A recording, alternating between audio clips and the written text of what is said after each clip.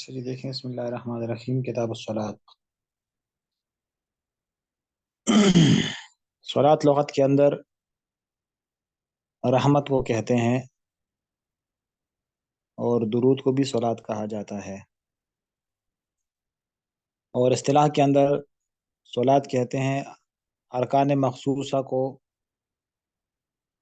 افعال مخصوصہ کو اوقات مخصوصہ کے اندر کیفیت مخصوصہ کے ساتھ ادا کرنا۔ ٹھیک ہے، افعال مخصوصہ کو ارکان مخصوصہ کے ساتھ اوقات مخصوصہ میں کیفیت مخصوصہ کے ساتھ ادا کرنا۔ ٹھیک ہے، افعال مخصوصہ رکوع ہے، تکبیر ہے، قیام ہے، قرات ہے، تو یہ افعال مخصوصہ ہو گئے۔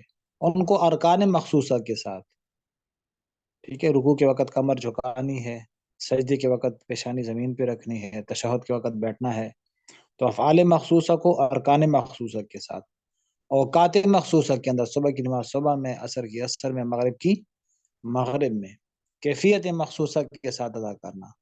ٹھیک ہے، صبح کو 2 رکعتیں، ظہر کو 4 رکعتیں، عصر کو 4 رکعتیں، مغرب کو 3 رکعتیں، عشاء کو 4 رکعتیں۔ ٹھیک ہے، تو نماز کیسے کہتے ہیں اصطلاح کے اندر؟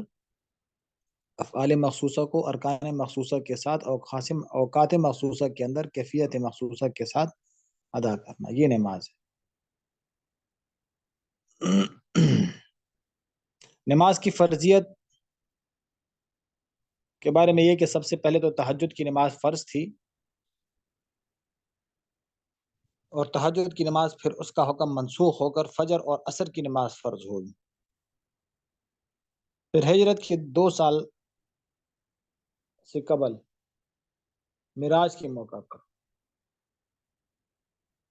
اس صورت کے اندر پھر 5 نمازیں فرض ہو گئی تھی، اور 5 نمازیں اب بھی فرض ہیں۔ ان 5 نمازوں کا منکر اگر ہوگا تو وہ کافر ہوگا، اور تارک اگر ہوگا، ان کو چھوڑنے والا ہوگا، تو وہ فاسق ہوگا۔ اور نماز کی وصیت نبی علیہ السلام کی سب سے آخری وصیت بھی تھی۔ سمجھ گئے؟ تو دیکھیں حدیث پڑھتے ہیں، بسم اللہ الرحمن الرحیم۔ حضرت ابو ہریرہ سے مروی ہے کہ نبی کریم فرماتے ہیں کہ فرمایا نبی کریم صلی اللہ علیہ وآلہ وسلم نے الصلاۃ الخمس والجمعۃ الی الجمعۃ ورمضان الی رمضان مکفرات لما بینہن اذا اجتنبت الکبائر۔ 5 نمازیں جمعہ سے لے کر جمعہ تک اور رمضان سے لے کر رمضان تک، یہ اعمال مکفرات ہیں، گناہوں کو مٹانے والے ہیں، لما بینہن، ان گناہوں کو جو ان کے درمیان ہو۔ 5 نمازیں، ایک نماز سے لے کر دوسرے نماز تک۔ صبح کی نماز پڑھی تو عشاء سے صبح تک جو گناہ ہوئے تھے، صبح کی نماز سے وہ گناہ معاف ہو گئے۔ ظہر کی نماز پڑھ لی، ظہر سے لے کر کب تک؟ صبح سے لے کر ظہر تک گناہ سارے مٹ گئے۔ عصر پڑھ لی، اب ظہر سے عصر تک جو گناہ کیے تھے وہ مٹ گئے۔ ٹھیک ہے، اس طرح مغرب اور عشاء۔ جمعہ کی نماز پڑھ لی تو جمعہ سے لے کر جمعہ تک جو گناہ تھے وہ مٹ گئے۔ رمضان کے روزے رکھ لیے تو رمضان سے لے کر رمضان تک جو گناہ تھے وہ مٹ جائیں گے۔ سمجھ آ گئی بات؟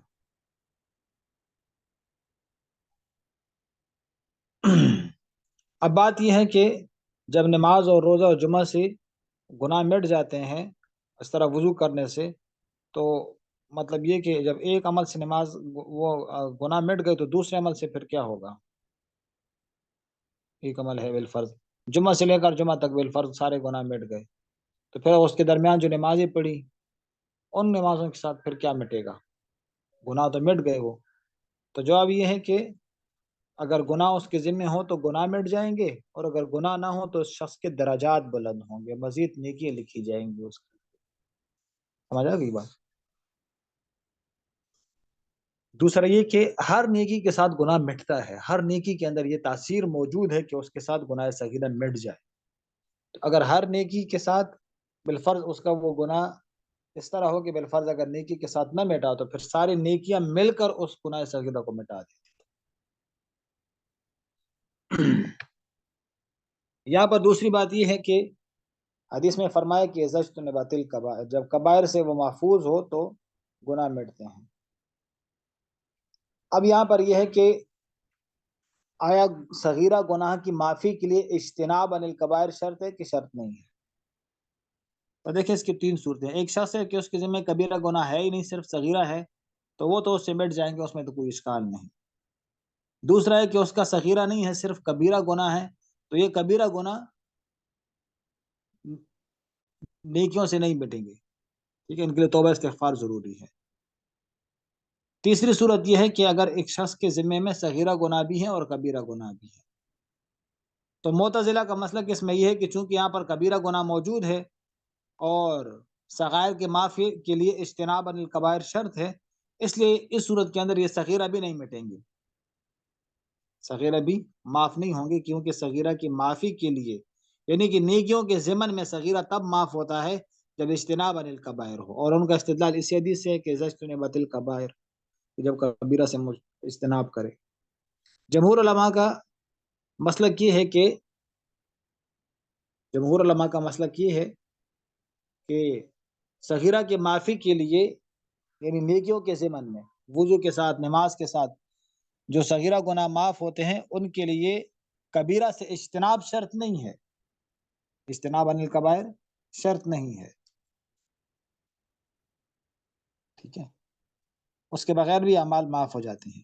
باقی اس حدیث کا جو مطلب ہے، اس حدیث کا مطلب یہ ہے کہ اگر آدمی کبیرہ گناہوں سے بچتا رہے تو صغیرہ گناہ اعمال کے ضمن میں ویسے ہی معاف ہو جائیں گے، اور اس کے ذمہ ایک گناہ بھی نہیں رہے گا، وہ گناہوں سے بالکل پاک صاف ہو جائے گا۔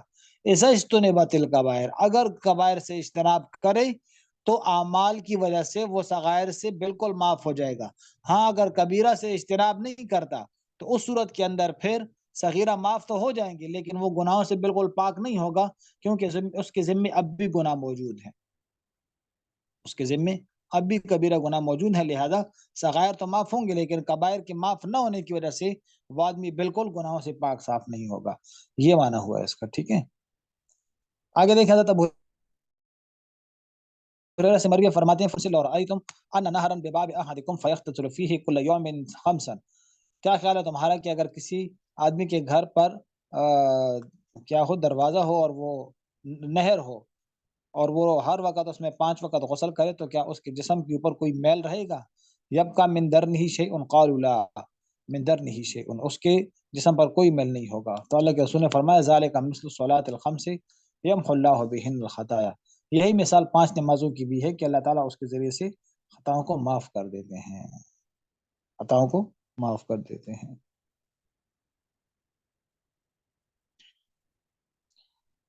یہاں پر نماز کو تشبیہ دی ہے پانی کے ساتھ، کہ جس طرح پانی کے اندر وہ روزانہ 5 مرتبہ غسل کرتا ہے تو اس کے جسم پر کوئی میل کچیل نہیں ہوگا، اس طرح اگر 5 مرتبہ نماز پڑھے گا تو اس کی جسم کے اوپر کوئی گناہ نہیں ہوگا۔ لیکن پانی کے ساتھ تشبیہ دی، پانی کے ساتھ تو جنایت صغیرہ بھی پاک ہوتی ہو، جنایت کبیرہ بھی، جنابت کبیرہ بھی، نجاست خفیفہ اور نجاست غلیظہ دونوں پاک ہو جاتے ہیں پانی کے ساتھ، لیکن نماز کے ساتھ تو گناہ صغیرہ معاف ہوتے ہیں، کبیرہ معاف نہیں ہوتے۔ تو اس کا جواب یہ ہے کہ یہاں پر تشبیہ من کل الوجوہ مقصود نہیں ہے، بلکہ تشبیہ صرف اس بات کے اندر ہے کہ جس طرح پانی کے ساتھ نجاست صغیرہ صاف ہو جاتی ہے، اس طرح پانی نماز کے ساتھ گناہ صغیرہ معاف ہوتے ہیں۔ تو تشبیہ من کل وجوہ مقصود نہیں ہوتی ہر وقت، ٹھیک ہے، بعض اجزاء کے اندر تشبیہ مقصود ہوتی ہے، جیسے کوئی کہے کہ زید شیر کی طرح ہے تو اس کا مطلب یہ نہیں ہے کہ زید کی دم کوئی تلاش کرنا شروع کر دے، ٹھیک ہے، بلکہ شیر کی طرح ہے، اس کی بہادری میں شیر کی طرح ہے۔ تو جس طرح تشبیہ کل اجزاء کے اندر ضروری نہیں ہے، بعض اجزاء کے اندر اگر مشابہت ہو پھر بھی تشبیہ کافی ہے، تشبیہ کے لیے کافی ہے۔ حضرت عبداللہ ابن مسعود رضی اللہ عنہما سے مروی ہے کہ ان رجل اصاب من امرأة قبلة فاتى النبي صلی اللہ علیہ وسلم فاخبره، کہ ایک آدمی نے ایک عورت سے بوسہ لیا اور اللہ کے رسول کو اس نے بتا دیا، تو اللہ تعالیٰ نے یہ والی آیت اتاری اقم الصلاۃ طرفی النہار وزلفا من اللیل ان الحسنات یذهبن السیئات، نماز کو دونوں سروں میں قائم کرو اور رات کے کچھ حصوں میں نیکیاں لے جاتی ہیں گناہوں کو۔ فقال رجل، اور آدمی نے کہا کہ اللہ کے رسول علی ھذا، یہ میری خصوصیت ہے یہ؟ تو اللہ کے رسول نے فرمایا نہیں نہیں، لجمیع امتی کلہم، میرے تمام امتوں کے لیے یہی خصوصیت ہے۔ اور فی روایت لمن عمل بها من امتی، میری امت میں سے جو اس کے اوپر عمل کرے گا، یعنی نیکیاں کرے گا، تو نیکیوں کے ضمن میں اس کے گناہ معاف ہو جائیں گے۔ اب یہاں پر بات یہ ہے کہ آدمی تھا اور اس کے پاس ایک عورت آئی کچھ کھجورے لینے کے لیے، تو اس کو عورت پسند آئی، تو اس نے کہا کہ میرے گھر میں اور بھی اچھی کھجورے ہیں، گھر لے گیا اور وہاں پر بوس و کنار کر لیا، تو عورت نے اس کو خوف دلائی کہ اللہ کا خوف کرو، یہ کیا کرتے ہو؟ تو اس نے فوراً توبہ طائب ہوا اور فوراً اللہ تعالیٰ سے معافی مانگی، اللہ کے رسول کے پاس آیا کہ اب یہ تو میں نے غلط کام کر لیا، حد جاری ہوگی، تو ابھی سے حد کو جاری کرتے ہیں تاکہ قیامت کے دن کوئی معاملہ نہ ہو۔ تو اللہ کے رسول کے پاس آئے تو اللہ کے رسول نے اس وقت ان کو جواب نہیں دیا، یہاں تک کہ یہ والی آیت اتری، اقیم الصلاۃ طرفی النہار وزلفا من اللیل۔ تو اللہ کے رسول نے اس کو فرمایا کہ بس تمہارے گناہ اس جو ہے تو نماز کی وجہ سے ختم ہو گئے۔ اس نے کہا یہ میری خصوصیت ہے، تو اللہ کے رسول نے فرمایا نہیں، آپ کی خصوصیت نہیں ہے، میری تمام امت اگر اس طرح کرے گی اس سے گناہ ہو جائے، گناہ صغیرہ، اور نماز پڑھ لے تو نماز کے ضمن میں اس کی گناہ صغائر معاف ہو جائیں گے۔ سمجھا گئی بات؟ اچھا، آگے حضرت انس رضی اللہ تعالیٰ عنہ سے مروی فرماتے ہیں کہ ایک آدمی اللہ کے رسول کے پاس آیا اور کہا کہ انی اصبت حدا علی اقم علی، میں مجھ سے ایسا فعل سرسد ہو گیا کہ میرے اوپر حد واجب ہو گیا، فاقم ہو علیہ، میرے اوپر حد کو قائم کر دیجئے۔ قال حضرت انس فرماتے ہیں کہ اللہ کے رسول نے اس سے کچھ پوچھا نہیں، لم يسأل ہوا، وحضرت الصلاۃ، نماز کا وقت ہوا، فصلی مع رسول اللہ صلی اللہ علیہ وسلم، اس نے رسول اللہ صلی اللہ علیہ وسلم کے ساتھ نماز پڑھی۔ فلما قضى النبی صلی اللہ علیہ وسلم الصلاۃ، جب نبی کریم صلی اللہ علیہ وسلم نے نماز پڑھ لی، قام الرجل، آدمی کھڑا ہو گیا اور کہا انی اصبت حدا، کہ میرے اوپر حد واجب ہو چکا، فاقم فی کتاب اللہ، میرے اندر میرے بارے میں اللہ تعالیٰ کی کتاب کو نافذ کر دیجیے۔ فرمایا علیہ الصلاۃ صلیت معنا، اللہ کے رسول نے فرمایا تم نے ہمارے ساتھ نماز نہیں پڑھی؟ قال نعم، اس نے کہا نماز تو پڑھ لی میں نے۔ تو فرمایا ان اللہ قد غفر لک ذنبک وحدک، اللہ تعالیٰ نے تمہارے گناہ کو یا تمہارے حد کو معاف کر دیا۔ راوی کو شک ہے کہ ذنب کا فرمایا یا حد کا فرمایا۔ تو اب یہاں پر بات یہ ہے کہ جب اس شخص نے خود اقرار کر لیا کہ بھئی میں نے ایسا گناہ کیا کہ جس کی وجہ سے حد واجب ہوتا ہے، تو لہٰذا میرے اوپر حد قائم کر دیجیے۔ سمجھا گئی بات؟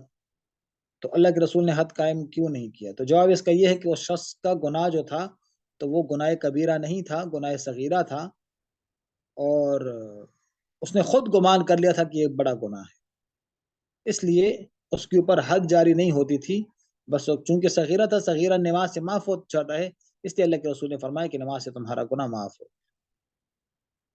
سمجھا گئی بات؟ اور دوسرا اشکال یہ ہے کہ اللہ کے رسول نے اس سے پوچھا نہیں کہ بھائی تم نے کون سا گناہ کیا، یہ تو پوچھا نہیں اللہ کے رسول نے، تو اس سے کیسے پتہ چلا کہ بھائی وہ صغیرہ گناہ تھا یا کبیرہ گناہ تھا؟ تو اس کا جواب یہ ہے کہ اللہ کے رسول کو بطور وحی یا الہام کے معلوم ہو گیا تھا کہ اس کا کبیرہ گناہ نہیں ہے، اس کا گناہ کبیرہ نہیں ہے جو حد تک پہنچ گیا، صغیرہ ہے، تو اسی وجہ سے اللہ کے رسول نے اس سے زیادہ تفتیش نہیں کی اور فرمایا کہ بس نماز سے تمہارا گناہ معاف ہو گیا۔ حضرت عبداللہ ابن مسعود رضی اللہ عنہما سے مروی ہے کہ میں نے اللہ کے رسول سے پوچھا ای الاعمال احب الی اللہ، کہ کون سا عمل اللہ کے رسول کو زیادہ محبوب ہے؟ تو فرمایا الصلاۃ لوقتها، اپنے وقت پہ نماز پڑھنا۔ پھر میں نے کہا ثم ایو، پھر اس کے بعد فرمایا بر الوالدین، والدین کی اطاعت کرنا، اس کے ساتھ نیکی کرنا۔ پھر میں نے کہا اس کے بعد فرمایا الجہاد فی سبیل اللہ، وقال، فرمایا کہ حدثنی بہن، مجھے اللہ کے رسول نے یہ والے اعمال بتائے، لو استزدت لزادنی، عبداللہ ابن مسعود فرماتے کہ اگر میں اور طلب کرتا تو اللہ کے رسول مجھے اور بھی بیان فرماتے۔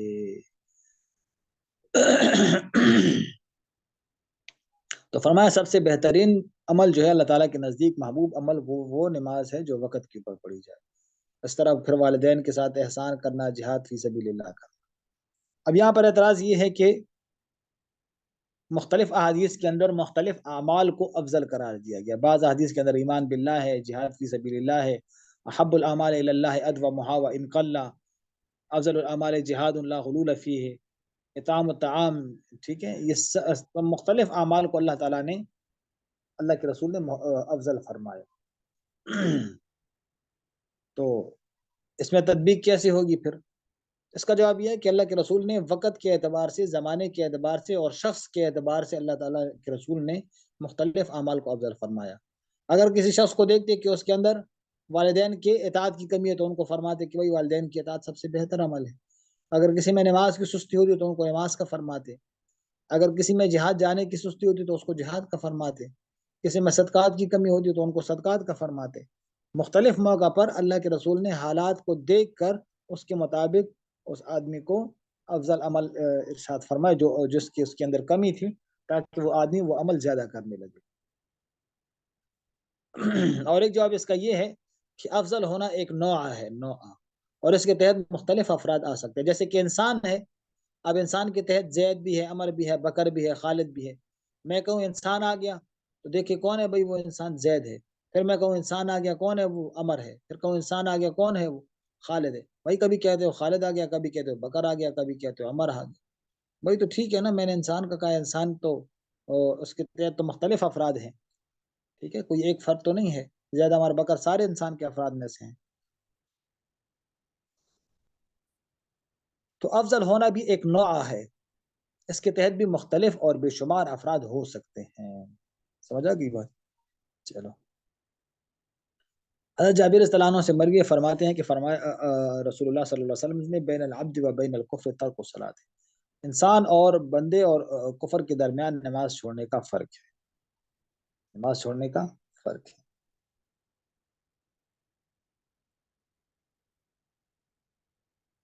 اب یہاں سے معلوم ہوتا ہے کہ نماز چھوڑ دینے سے انسان کافر ہو جاتا ہے، حالانکہ کافر تو نہیں ہوتا، کافر تو نہیں ہوتا۔ تو اس کا یہ ایک جواب یہ ہے کہ یہاں پر نماز چھوڑنے سے مراد یہ ہے کہ وہ آدمی نماز کے چھوڑنے کو جائز قرار دیتا ہو، حلال قرار دے، وہی نماز چھوڑنا تو جائز ہے، اگر اس کو جائز سمجھے گا تو وہ کافر ہو جائے گا۔ سمجھ گئے؟ اور یا یہ کہ نماز چھوڑنا آدمی کو کفر کے قریب کر دیتا ہے، کفر کے قریب کر دیتا ہے، یہ معنی ہوگا۔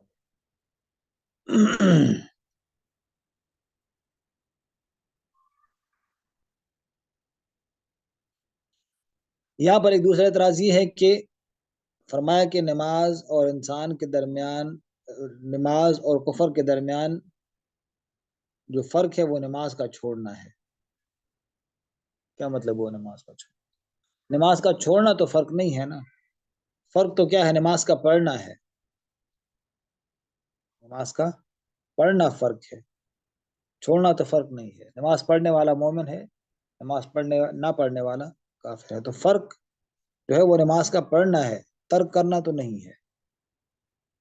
تو اس کا جواب یہ ہے کہ یہاں پر ترک سے مراد حد ہے، نماز اور کفر کی حد جو ہے وہ کفر اور ایمان کی حد جو ہے وہ نماز ہے۔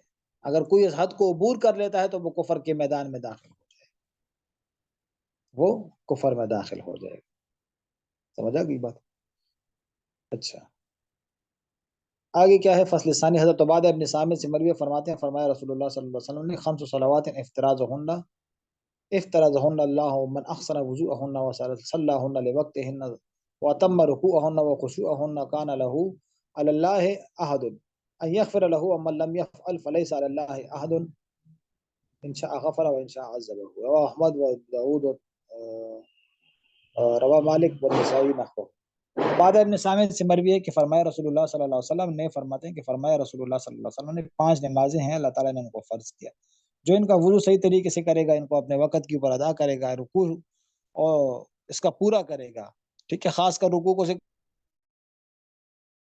کیا اس لیے کہ رکوع کے ادائیگی کے اندر لوگ کوتاہی کرتے ہیں، زیادہ صحیح طریقے سے جھکتے نہیں ہیں، تو اس کے رکوع اور اس کو خشوع کو صحیح طریقے سے پورا کرے گا تو اللہ تعالیٰ اپنے اوپر وعدہ کرتے ہیں کہ اس کو معاف کریں گے۔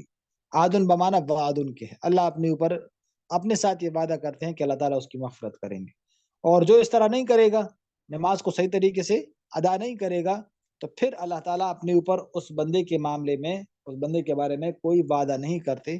اللہ تعالیٰ کا مغفرت کرے تو بھی کر سکتے ہیں، اللہ تعالیٰ سے کوئی پوچھنے والا نہیں ہے، اور اگر اللہ تعالیٰ کی مرضی ہو کہ اس کو عذاب دے تو عذاب بھی دے سکتا ہے، کیونکہ وہ اس نے نماز ترک کی ہے، نماز کی پابندی نہیں کی۔ عبادہ ابن صامت رضی اللہ تعالیٰ عنہ سے مروی فرماتے ہیں فرمایا رسول اللہ صلی اللہ علیہ وسلم نے صلوا خمسکم وصوموا شہرکم وادوا زکاتکم اموالکم واطیعوا ذا امرکم تدخلوا الجنۃ۔ فرمایا رسول اللہ صلی اللہ علیہ وسلم نے 5 نمازیں پڑھو، روزے، رمضان کے روزے رکھو، زکوٰۃ ادا کیا کرو، اور اپنے امراء کی اطاعت کرو، تو جنت میں داخل ہو جاؤ گے۔ صلو خمسکم، اپنے 5 نمازوں کی پابندی کرو۔ خمسکم، اپنے 5 نمازوں کی فرمایا، ٹھیک ہے، اس لیے کہ پہلی امتوں میں نماز فرض تھی، ان کے نماز میں اور ہمارے نماز میں فرق ہے، اس لیے فرمایا اپنے نمازوں کی پابندی کیا کرو۔ اور شہرکم یعنی شہر رمضانکم، اپنے رمضان کے روزوں کے روزے رکھو، ٹھیک ہے، چونکہ رمضان کا روزہ متعین ہے اس لیے اس کو نام کے ساتھ ذکر نہیں کیا۔ اور زکوٰۃ ادا کیا کرو، زکوٰۃ کو روزے کے بعد ذکر کر دیا، ہو سکتا ہے کہ زکوٰۃ کی فرضیت روزے کے بعد ہے، اس اعتبار سے اس کو بعد میں ذکر کیا، پہلے روزے کی فرضیت اس کے بعد زکوٰۃ کی فرضیت۔ اب یہاں پر حج کو ذکر نہیں کیا، ہو سکتا ہے کہ اس وقت حج فرض نہ ہوا ہو، یا حج کرنے والے تھوڑے ہوتے ہیں، نہ کرنے والے زیادہ ہوتے ہیں، ہر ایک آدمی تو حج کے لیے نہیں جا سکتا نا، اب تو اور بھی نہیں جا سکتا، اور بھی مشکل ہو گیا۔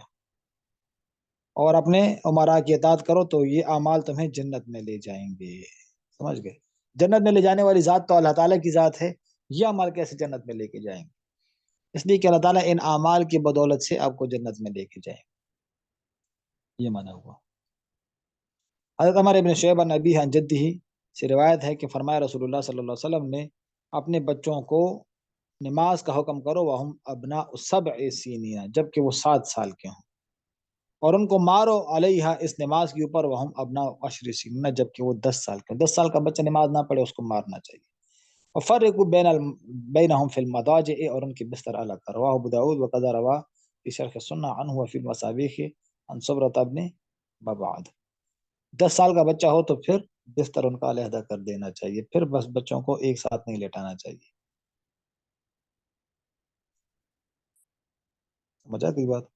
تو 10 سال کا بچہ جب وہ اس کو اپنا آپس میں ایک ساتھ اس طرح نہیں لیٹنا چاہیے کہ جسم کے ساتھ جسم ملے، ٹھیک ہے؟ پھر یہ شادیوں کے اوپر عورتیں جو ہے تو جمع ہو جاتی ہیں اور ایک بیڈ کے اوپر 5 6 عورتیں سوتی ہیں، تو یہ بھی کیا ہے، مناسب طریقہ نہیں ہے۔ اچھا، البتہ یہ کہ ہر ایک کے ساتھ الگ الگ چادر ہو تو وہ درست ہے، لیکن یہ کہ 2 عورتوں کا یا 2 مردوں کا ایک لباس میں اس طرح سونا کہ دونوں کے اعضاء ایک دوسرے کے ساتھ مس ہوں، یہ درست نہیں ہے۔ البتہ یہ کہ اگر اعضاء مس نہ ہوں تو پھر جائز ہے۔ حضرت بردہ سے مروی فرماتے ہیں، فرمایا رسول اللہ صلی اللہ علیہ وسلم نے العہد بیننا و بینہم الصلاۃ فمن ترکھا فقد کفر، ہمارے اور منافقوں کے درمیان جو حد ہے وہ نماز ہے، جس نے نماز چھوڑ دی تو وہ کافر ہو گیا، جس نے نماز چھوڑ دی وہ کافر ہو گیا۔ کافر ہو گیا کا مطلب کافروں جیسا ہو جائے گا، ٹھیک ہے؟ ترک کرنے کو اگر وہ حلال سمجھتا ہے پھر تو کافر ہی ہو جائے گا، اور اگر حلال نہیں سمجھتا تو کفر کے قریب ہو جائے گا، ٹھیک ہے؟ یہ معنی ہوا۔ حضرت عبداللہ ابن مسعود رضی اللہ عنہما سے مروی ہے کہ ایک آدمی اللہ کے رسول کے پاس آیا صلی اللہ علیہ وسلم، اور اس کے کہ اللہ کے رسول انی عالجت امراتن فی اقصی المدینہ، تو آیا اور کہا کہ مدینہ کے کنارے میں نے ایک عورت کو گلے لگایا، عالجت کا مطلب گل لگانا، وَإِنِّي أَصَبْتُ مِنْهَا مَا دُونَ أَنْ أَمَسَّهَا، صحبت کے علاوہ میں نے اس کے ساتھ سب کچھ کر لیا، فَأَنَا هَذَا فَقْضِ فِيَّ مَا شِئْتَ، بس میں حاضر ہوں، میرے بارے میں اللہ تعالیٰ کا حکم نافذ کر دیجیے۔ فقال له عمر، تو حضرت عمر نے ان کو فرمایا لَقَدْ سَتَرَكَ اللَّهُ لَوْ سَتَرْتَ عَلَى نَفْسِكَ، اللہ تعالیٰ نے جب تمہارا معاملہ پوشیدہ رکھا تو تم بھی اپنا معاملہ پوشیدہ رکھتے۔ قال، اس نے کہا ولم، راوی کہتے ہیں کہ ولم يرد النبی صلی اللہ علیہ وسلم علیہ شیئا، رسول اللہ صلی اللہ علیہ وسلم نے اس کو کوئی بھی جواب نہیں دیا۔ فقام الرجل، تو آدمی کھڑا ہو گیا، فانطلق، اور وہ چلا، فاتبعه النبی صلی اللہ علیہ وسلم، اللہ کے رسول اس کے پیچھے چلے گئے، فدعاه، اس کو بلایا، وطلع علیہ هذا الآیہ، اور یہ آیت اس کو تلاوت فرمائی، اقم الصلاۃ طرفی النہار وزلفا من الليل ان الحسنات یذهبن السیئات ذالک ذکر للذاکرین، نماز کو قائم کرو دن کے دونوں حصوں میں، رات کے کچھ حصوں میں، نیکیاں گناہوں کو ختم کر دیتی ہیں اور یہ نصیحت ہے نصیحت والوں کے لیے۔ فقال رجل من القوم یا نبی اللہ، تو قوم میں سے ایک آدمی نے کہا کہ اللہ کے نبی، ھذا لہ خاصہ، یہ تمام لوگوں کے لیے، قال بل للناس کافہ، بل اللہ کے رسول نے فرمایا نہیں، بلکہ یہ سارے لوگوں کے لیے ہے۔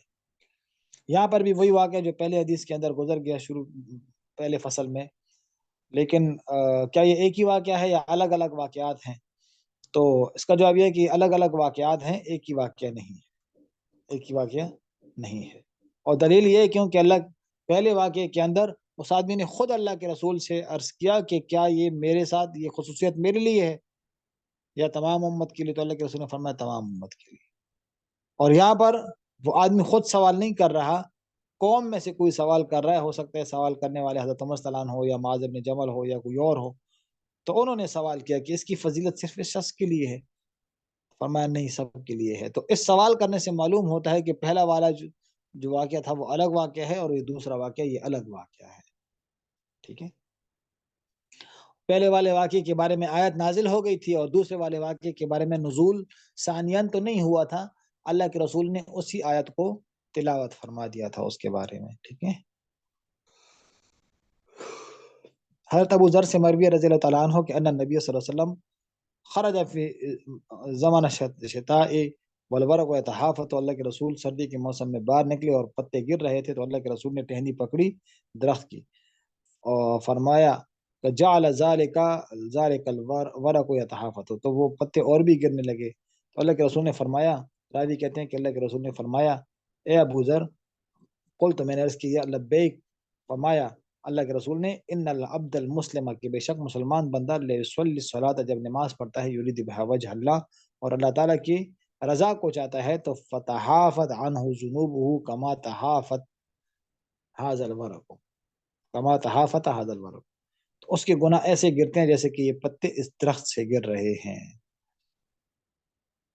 خالد جوہنی رضی اللہ عنہ سے مروی فرماتے ہیں، فرمایا رسول اللہ صلی اللہ علیہ وسلم نے من صلی سجدتین لا یسہو فیہما غفر اللہ ما تقدم من ذنبہ، کہ جس نے 2 رکعتیں ایسے پڑھ لی کہ اس کے اندر اس کو کوئی سہوا نہیں ہوا، یعنی نماز کے اندر غفلت نہیں کی، غفلت کے ساتھ 2 رکعتیں نہیں پڑھی، حاضر قلبی اور حاضر دماغی کے ساتھ اس نے 2 رکعتیں پڑھ لی، تو اللہ تعالیٰ اس کے گناہوں کو معاف کر دیتے ہیں، ماقبل سارے گناہ اس کے معاف ہو جاتے ہیں. ٹھیک ہے، یہاں پر بھی کیا ہے، گناہ صغیرہ مراد ہے، کبیرہ توبہ استغفار کے ساتھ معاف ہوتے ہیں. حضرت عبداللہ ابن عمر ابن العاص رضی اللہ عنہما سے مروی نقل کرتے ہیں نبی کریم صلی اللہ علیہ وسلم سے انہ ذکر الصلاۃ، انہوں نے نماز کا ذکر کیا ایک دن، وقال، فرمایا کہ من حافظ علیہ کانت لہ نورا و برہانا، جو نماز کی پابندی کرے گا تو یہ نماز اس کے لیے قیامت کے دن نور اور حجت بنے گا اور نجات کا ذریعہ بنے گا. اور من لم یحافظ، جو نماز کی حفاظت نہ کرے، لم تکن لہ نور ولا برہان ولا نجات، وکان یوم القیامت مع قارون و فرعون و مع حامان و ابی بن خلف، اور جو اس کی محافظت نہیں کرے گا تو اس کے لیے نہ کوئی نور ہوگا، نہ اس کے لیے کوئی حجت ہوگی، نہ نجات کا کوئی ذریعہ بنے گا. اور قیامت کے دن اس کا حشر قارون، فرعون، حامان اور ابی بن خلف کے ساتھ ہوگا، یعنی ان کی صفوں کے اندر کھڑا ہوگا. ان کی صفوں میں کوئی کھڑا ہو تو ظاہر ہے پھر اس کا انجام برا ہی ہوگا. عبداللہ ابن شقیق سے مروی رضی اللہ تعالیٰ عنہ کان اصحاب رسول اللہ صلی اللہ علیہ وسلم لا یرون شیئا من اعمالہ ترکہ کفر غیر الصلاۃ، کہ نبی کریم صلی اللہ علیہ وسلم کے صحابہ اعمال میں سے کسی عمل کے ترک کرنے کو کفر نہیں سمجھتے تھے سوائے صلاۃ کے، سوائے نماز کے. اس وقت عقیدہ یہ تھا صحابہ کا کہ نماز ترک کرنے والا کافر ہے، کیونکہ منافقین بھی ہوتے تھے، تو منافقین جو تو نماز چھوڑتے تھے کبھی، تو اس وقت پھر اپنے نفاق کو چھپانے کے لیے وہ نماز کے لیے حاضر ہوتے تھے، نماز پڑھتے تھے. ان دنوں کے اندر، اس صورت کے اندر اگر کوئی نماز کو ترک کرتا تھا بس پھر وہ کافر ہوتا تھا، پھر وہ کافر ہوتا تھا. امام احمد بن حنبل رحمہ اللہ تو اب بھی اس کے ظاہر پر عمل کرتے ہیں اور کہتے ہیں اگر کوئی نماز قصدن چھوڑ دے تو وہ مرتد ہو جاتا ہے. امام احمد بن حنبل رحمہ اللہ کے نزدیک. امام مالک اور امام شافعی رحمہ اللہ کے نزدیک ایسا شخص واجب القتل ہے جو نماز کو قصدن چھوڑ دے، سمجھ گئے، لیکن وہ اس کو مرتد نہیں کہتے. امام ابو حنیفہ رحمہ اللہ کے نزدیک ایسے آدمی کو جیل میں ڈال دیا جائے کہ یا تو وہ نماز شروع کرے اور یا مر جائے. شیخ سعدی رحمہ اللہ فرماتے ہیں کہ جو آدمی نماز نہ پڑھے اس کو قرض نہ دیا کرو، جو اللہ تعالیٰ کا قرض ادا نہ کرے تو تمہارا قرض کیسے ادا کرے. حضرت ابو درداء سے مروی رضی اللہ تعالیٰ عنہ اوصانی خلیلی، کہ مجھے میرے دوست نے وصیت کی، محبوب نے وصیت کی، اللہ تشرک باللہ، اللہ تعالیٰ کے ساتھ کسی کو شریک نہ کرنا، اللہ کے ساتھ کسی کو شریک نہ کرنا. وَإِن قُطِعْتَ أَوْ حُرِّقْتَ وَحُرِّقْتَ، اگرچہ تو قتل کیا جائے، اگرچہ تمہیں کاٹ دیا جائے، تمہیں جلا دیا جائے. وَلَا تَتْرُكْ صَلَاةً مَكْتُوبَةً مُتَعَمِّدًا، اور نماز، فرض نماز قصدن نہ چھوڑنا. جو آدمی فرض نماز قصدن چھوڑ دیتا ہے تو اللہ تعالیٰ کا ذمہ اسے بری ہو جاتا ہے. شراب نہ پینا کے تمام گناہوں کی جڑ ہے، سمجھ گئے. تو یہاں پر یہ حکم جو ہے عزیمت کے بارے میں ہے، عزیمت کا درجہ رکھتا ہے کہ اگر تم نے قتل بھی کیا جائے پھر بھی نماز نہ چھوڑنا، اور نہ جو ہے تو کلمہ کفر پڑھنا۔ اب یہ ہے کہ اگر کسی کے اوپر زبردستی کی جائے اور اس کو دھمکی دی جائے قتل کرنے کی، اور وہ قتل کرنے کے اوپر قادر بھی ہو، اور یہ سوچتا ہو کہ اگر میں نے یہ کام نہ کیا تو مجھے قتل کر دیا جائے گا، تو کہا کیا تو کلمہ کفر پڑھ لو، یا جو تو بتوں کو سجدہ لگا دو، یا نماز ترک کر دو۔ تو ایسی صورت کے اندر رخصت ہے اس بات کے اندر کہ وہ آدمی کلمہ کفر پڑھ لے اور دل اس کا مطمئن ہو، یا جو ہے تو بتوں کو سجدہ کرے لیکن دل اس کا مطمئن ہو، اس کی رخصت ہے اس کے لیے۔ لیکن عظیمت یہ ہے، عظمت یہ ہے، بہتر یہ ہے ایسی حالت کے اندر بھی جان کا نذرانہ پیش کر دے لیکن کلمہ کفر اختیار نہ کرے۔ سمجھا گئی بات؟ اور اللہ کے رسول نے حضرت معاذ ابن جبل کو جو فرمایا تو اس کے لیے اللہ کے رسول نے عظیمت کے اوپر عمل کرنے کا حکم دے دیا۔ ٹھیک ہے، اچھا جی۔ تو یہاں پر فرمایا کہ اللہ تعالیٰ کا ذمہ سے بری اگر کوئی نمازوں کی پابندی نہیں کرتا، تو یہ جملہ بھی سختی کے اعتبار سے منقول ہے، ٹھیک ہے، کہ ذمہ سے مراد امان ہے، حفاظت ہے، کہ اگر آدمی نمازوں کی پابندی کرتا ہے تو وہ اللہ تعالیٰ کی حفاظت میں ہوتا ہے، اگر نمازوں کی پابندی نہیں کرتا تو پھر اللہ تعالیٰ اس کی حفاظت نہیں کرتے۔ ٹھیک ہے، یہ والا معنی ہو۔ چلیں یہاں تک بس کرتے ہیں، ٹھیک ہے، آگے مواقیت کا بیان ہے تو وہ انشاءاللہ کل پڑھتے ہیں، ٹھیک ہے۔ السلام علیکم ورحمۃ اللہ۔